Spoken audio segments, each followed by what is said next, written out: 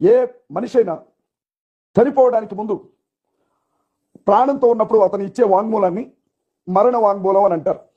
దీన్ని ఒకవేళ మీరు అలాగే నమోదు చేసుకోండి.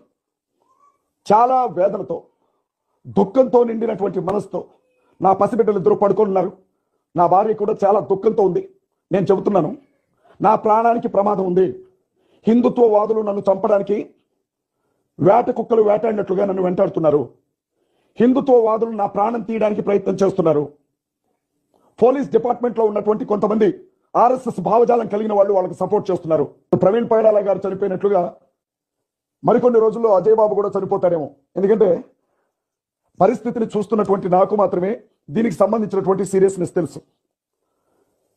ఎంత భయంకరమైనటువంటి పరిస్థితిలో నేనున్నానో, నలిగిపోతున్నానో అది నాకు మాత్రమే తెలుసు. ఈరోజు ఏ పాస్టర్ గారు నాకు అండగా నిలబడకపోవచ్చు. ఈరోజు ఏ సంఘ పెద్దలు నాకు అండగా నిలబడకపోవచ్చు.